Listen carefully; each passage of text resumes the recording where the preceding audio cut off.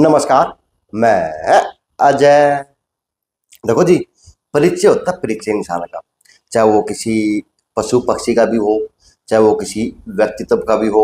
उस परिचय के अंदर ना तो ऊंच नीच, पैसा, धन या बाहुबल या कहीं नहीं दिखता। वो सेवा का एक भाव निकलता है बस। हाँ मन जी। मन से अंदर से फीलिंग के रूप में निकलता है। तो जी, ये हमारे भाई साहब हैं और राजू डुडेजा, बस नहीं बस हाँ, ज्यादा राजेश बस जुडेजा राजेश एंड डुडेजा, राजू बोलते हैं उसको। भाई साहब की एक खास बात है, भाई साहब बहुत जल्दी में रहने का काम करते हैं, लेकिन आज इनकी जल्दी ने एक ऐसा काम किया हुआ, इस शहर के अंदर एक ऐसी मुहिम चलाई हुई, चाहे वो कोरोना काल की थी, चाहे वो कोई और प्रकार की महामारी की हो, बीमारी की हो, या शहर में आती है, तो राजू डुडेजा, राजेश। राजेश डुडेजा का एक अहम रोल देखा जाता है जी समाज के अंदर। और नर सेवा नारायण सेवा, तो ये मेरे लिए एक स्टोरी रूप के अंदर है, लेकिन ये हमारे लिए शहर के लिए भगवान का कार्य करने का काम करते हैं, क्योंकि ये आज वो व्यक्ति तब अपना काम करते हुए निभा रहे, जो व्यक्ति निभाने से बार बार 10 बार 100 बार सोचने का काम करता है। जी, आपने वो ब्लड दान देने वालों को देखा हुआ। मैंने जी 1 बार कर दिया, मैंने 5 बार कर दिया, मैंने 100 बार कर दिया, और इन्होंने 129 बार ब्लड दान करने का काम कर दिया। तो जी, आप बताना कमेंट के माध्यम से, ये कितने बड़े परिचय हैं आज समाज के अंदर भी, आज इस व्यक्तित्व के अंदर भी, और उस क्षेत्र के अंदर भी, जहाँ पर उनकी बस काम तो पत्रकारिता का, लेकिन सेवा ये भी साथ साथ में। तो दोनों पहलू एक अहम रोल रखते हैं समाज के अंदर। वैसे मैं आपको नमन करता हूँ कि मेरी दीवानी के अंदर आप जैसे बुद्धिजीवी हैं, विवेकशील व्यक्ति हैं, जो आज 129 बार खून दे के भी सोचते हैं कि मेरे को कब दोबारा बुलाया जाएगा। बस थोड़ा शुरू तो बताओ कि किस तरह ये मन में बैठी, किस तरह बैठी, क्योंकि आज मैं बताऊँ, मेरे असमंजस ये है, मैं आज हालांकि मैं कुछ भी नहीं हूँ, लेकिन सोचता हूँ कि खून देने से कमजोरी आ जाती है। मेरी वाइफ भी ये बात कहती है, मेरी माँ भी ये बात कहते हैं, हम तो कहते हैं ना खून दान दे के आवा, मेरी माँ कहेगी ना बेटा, खून शरीर में कमजोरी आ जाएगी। लेकिन आज ये वो व्यक्तित्व है जी, ना तो कमजोरी है, बिल्कुल हष्ट पुष्ट है, और मैं भगवान दुआ करूंगा कि भगवान की दया से ये इस तरह ही आगे बढ़कर उस समाज के लिए अग्रसर कार्य करते रहें। बस अब बताने का काम करो, शुरुआत है किस तरह शुरुआत हुई हाँ, थी, किस तरह माहौल बना, और यो एक ही समाज के लिए परिचय जाएगा। मैं जब स्कूल में पढ़ता था तो हमारे उसमें लेक्चर देने के लिए मास्टर प्यारेलाल सांगवान जी एक वरिष्ठ रक्तदाता थे। वो रक्तदान के लिए लेक्चर देने आए थे एनएसएस कैंप में, जो पूर्व में लगा हुआ था। कब की बात है ये? ये स्टूडेंट लाइफ 84 के करीब थी। 84 की करीब बात हाँ है। जी। तो मैंने उनका एनएसएस कैंप में लेक्चर सुना था। उस दौरान कहीं, चलो लेक्चर सुन लिया मैंने, थोड़ा बहुत उसको महसूस किया, लेकिन मन में फिर भी भय सा रहा। लेकिन फिर उस दौरान मेरे पिताजी और माताजी हॉस्पिटल में नौकरी करते थे, आना जाना था। तो blood bank incharge doctor KD Sharma ji होते थे। तो मैंने उनको एक दिन जिक्र किया कि मैंने रक्तदान करना है। सर, उसके में आपकी उम्र क्या थी? मेरी उम्र उस समय 20 साल की अच्छा, करीब 20 थी। साल थे। हाँ। ठीक है। तो मैंने उनको जिक्र किया, तो वो बोले बेटा जब कैजुअलिटी जरूरत पड़ेगी तब मैं तेरे को बुलाऊंगा। तो उस दौरान बाढ़ का समय था, शुरुआती चरण था। बाढ़ भी होनी आई थी, मेरे ख्याल दूसरा दिन था, तो उनका मेरे पास लैंडलाइन फोन था मेरे। 95 बात। हाँ जी। उनका मेरे पास फोन आया कि आप ब्लड बैंक आ जाओ, डोनेट करना है, डिलीवरी केस है। तो मैंने वहां जाके रक्तदान किया, और इसकी प्रेरणा मुझे मेरे गुरुजी प्यारेलाल सांगवान जी द्वारा मिली थी। उन्हीं से ही मोटिवेट कर होकर मैंने रक्तदान किया। प्यारेलाल सांगवान जी जो मेरे गुरुजी हैं, उन्होंने 106 बार रक्तदान कर रखा है। उन्होंने भिवानी में रक्त क्रांति लाने में, उस दौरान जब मोबाइल का या पेजर या आईटी का कोई युग नहीं था, उस समय वो केवल अपने पर्सनल निजी माध्यम से ही रक्तदाताओं को जोड़ते थे और ब्लड बैंक तक लाते थे। तो भिवानी में बाढ़ के समय का आपको वाकया बताता हूँ। फिर ब्लड की जरूरत पड़ी A-नेगेटिव की। तो हम आर्मी के साथियों को लेके, अर्गिजान कुई है, वहां से डोनर को नाव में लेके आए थे। अरे नाव में ही उसके घर छोड़ के आए। वो बोला जी मैं कहते घर कैसे जाऊंगा, तो उसको नाव में ही छोड़ के आए थे। तो मेरे को ये वाक्य याद है। फिर नेपाल सिंह कंवर डीसीजी से मुलाकात हुई, उन्होंने मुझे मोबाइल मोबिलाइज किया और कहा कि बोला अभी भी ब्लड की कमी है, कैसे करें। तो मैंने गुरुजी का नाम कहा।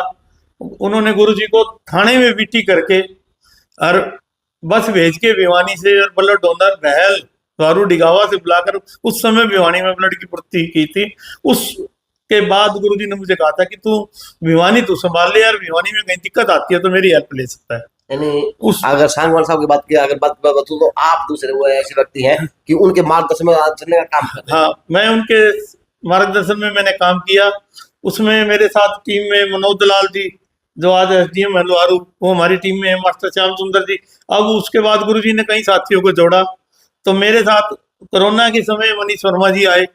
और मनीष वर्मा, मेरी थोड़ी सी मेमोरी सेल डाउन होनी शुरू हुई, तो मैंने मनीष जी को कहा कि रक्तदाताओं का रिकॉर्ड आप रखें, मेरे से थोड़ा सा याद नहीं रहता किसको 90 दिन हुए नहीं हुए। तो मनीष जी ने रिकॉर्ड रखना शुरू किया है।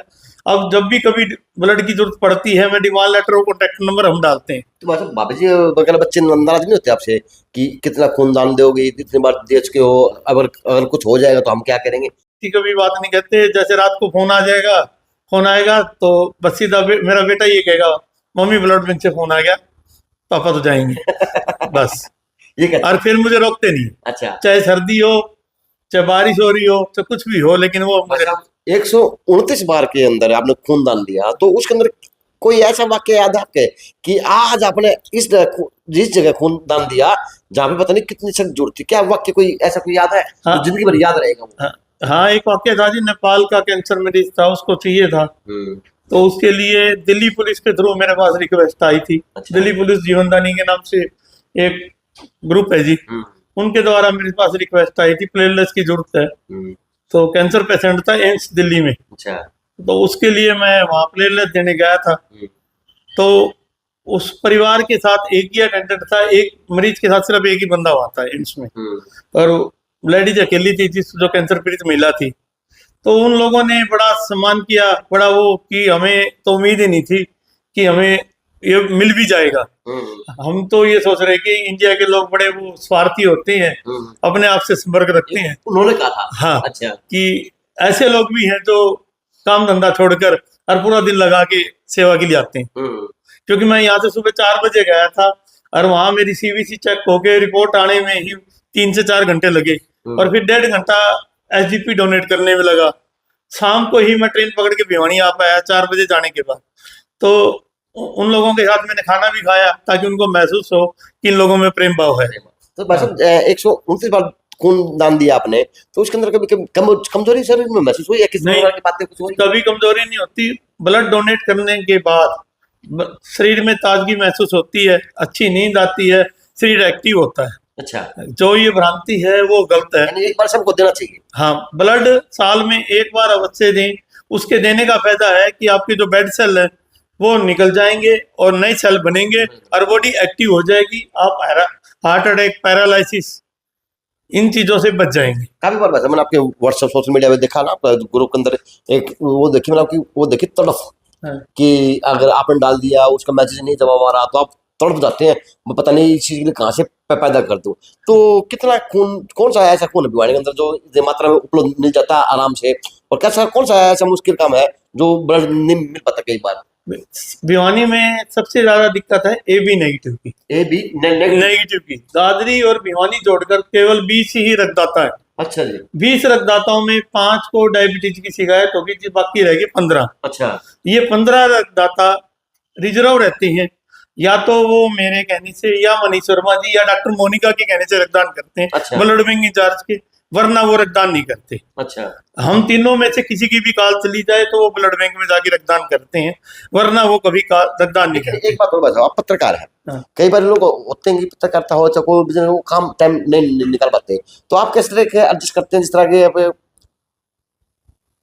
आप न्यूजीलैंड गए हुए हैं और वहां पे आपको कैंप देख गया, आप तो वहां भी खून दिया हो, आप तो तैयार रहो, यानी आपने तो बनना चाहिए खून दान देने का। नहीं, मैं पहले कैंप में डोनेशन करता था, अब मैं कैंप में डोनेशन नहीं करता। मैं और मेरे साथी जो रिजर्व, हम लोग रिजर्व रहते हैं, रात को 10 बजे से लेके सुबह 4 बजे के बीच डोनेट करते हैं।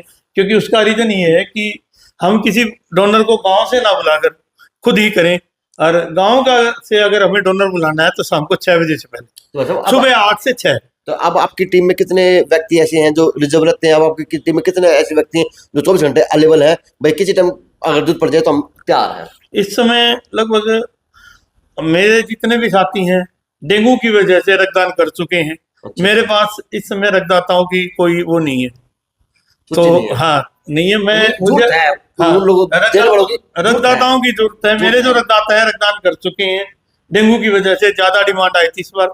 और मैं तो अपील करूंगा शहर के लोगों से, रक्तदान की जब भी सूचना मिले तो ब्लड बैंक में जाकर सूचना के साथ ही जाकर रक्तदान, निस्वार्थ रक्तदान कर पुण्य की भागी कोई बने। आपके साथ में जुड़ना चाहे, संस्था के साथ में जुड़ना चाहे, तो किस तरह से आपसे जुड़ सकता है, किस तरह से आपके कॉन्टेक्ट वो कर सकते हैं? मेरे से मेरे मोबाइल नंबर पर या मनीष जी से संपर्क कर सकता है। मेरा नंबर है 9355642551।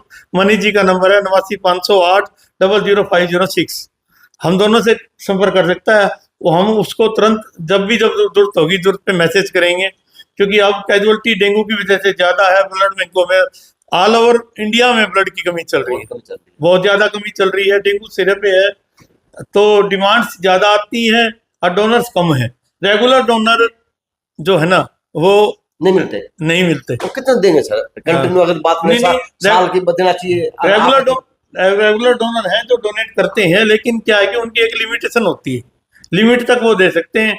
ज्यादातर डोनर अगर हमें कॉल करते हैं तो डोनर गांव से ही आते हैं, शहर से कम आते हैं। अब दिवाली वाली रात को जब कैजुअलिटी जरूरत पड़ी, डॉक्टर अंचल नर्सिंग होम में नांगल का एक गांव का एक पेशेंट था, उसके बच्चे की ब्लीडिंग होगी डेंगू पॉजिटिव की वजह से। तो उसके फादर बेचारे ब्लड बैंक में गए तो वहां नहीं मिला। उन्होंने कहीं से नंबर लिया, मेरे पास फोन किया। रात को 11 बजे के बाद की बात थी, मैं सो चुका था जी। उनका फोन आया तो वो रो रहे थे फोन पे कि मास्टर हरिराम नाम था उनका, बोला मेरा बेटा बहुत सीरियस है और मुझे ब्लड चाहिए, नहीं तो मेरा बेटा मर जाएगा। मैं बोला मास्टर जी आप घबराओ मत, मैं अभी व्यवस्था करता हूँ। तो मैंने तुरंत ही मैसेज किया ग्रुप में कि अगर मेरे रक्तदाताओं के केवल एक ही संदेश डाला कि बी पॉजिटिव ब्लड के लिए जरूरत है और जिसने दिवाली मनानी है तो रक्तदान करके मनाए। मुझे खुशी तब हुई जब मैं ब्लड बैंक में पहुंचा, मेरे पहुंचने से पहले रक्तदाता पहुंच चुके थे और रक्तदान कर रहे थे। चलो उनको नमन है। हाँ। लेकिन जी ये सेवा का भाव है। अगर भगवान अब किसी रूप के अंदर अवतार लेते हैं वो तो भविष्य के गर्व की बात है, लेकिन आज प्रत्येक व्यक्ति के अंदर भगवान छिपा हुआ है। अगर वो भगवान सही सार्थक रूप के अंदर, सार्थक शरीर के अंदर से वो काम करना शुरू कर दे तो पता नहीं किसका जीवन बच सकता है और किसका अंग किसके काम आ सकता है। तो जो भी जुड़ना चाहे इस संस्था से, इन व्यक्तियों से, क्योंकि ये हमारे शहर के अंदर वो व्यक्तित्व के धनी है जो परिचय के मोहताज नहीं है। तो इनकी टीम को भी नमन है, इनको भी नमन है और सांगवाल साहब को भी नमन है, क्योंकि उनकी एक मुहिम से आज पूरे शहर के अंदर एक कहीं ना कहीं छाप है, चाहे ब्लड बैंक के रूप की हो, चाहे वो किसी प्रकार के सेवक ग्रुप से किसी प्रकार की भी हो। गुरु जी की है। गुरु जी अब भी हमें मार्गदर्शन देते हैं। 70 साल की उम्र में बीमार रहते हुए भी वो हमें मार्गदर्शन देते रहते हैं और भैया बेटा ऐसे करना है, ऐसे करना है। चलो जी नमन है भाई साहब आपको भी। तो JNC न्यूज से अजय नायक, दीपांशु शर्मा की एक खास रिपोर्ट, ये स्टोरी टाइप की थी। यानी ये है कि अच्छे लगे तो देखना, शेयर करना और कमेंट के माध्यम से बताना कि इस मेरे बड़े भाई ने कितनी बार कितना अच्छा काम किया हुआ। लगता नहीं कि वास्तव में इस शहर के लिए जिन्होंने जो रक्त यूज किया उनके लिए भगवान का रूप ही है। तो जीना तो यो है, जिंदा दिली से हो, अपनी खुशी से हो। नहीं वैसा जियो तो दूसरों के लिए, अपने लिए नहीं। अपने लिए नहीं, अपने लिए तो और कोई जीते हैं, दूसरों के लिए जी के देखो, मजा ले आ रहा है। चलो जी, थैंक यू भैया। Thank you. ओके तो चलो भाई।